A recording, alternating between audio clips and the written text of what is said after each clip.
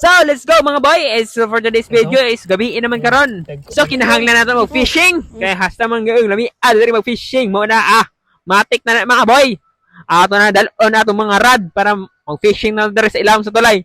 So, bahala uwan-uwan dagom-dagom ta diri tirada gihapon nato ni.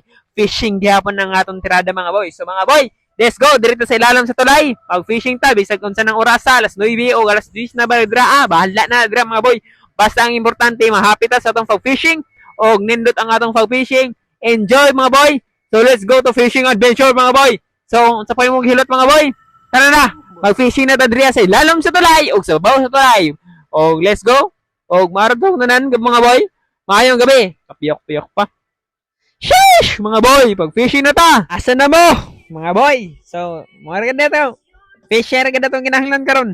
Ang pawala stress sa tong buhay, sa tong kinabuhi. Mura na tong kalingawan mga boy. So, pampawala stress na yung mga boy. Ang fishing adventure. So, magun sa pamangka, stress na kadra. So, mag-fishing rata. Let's go mga boy.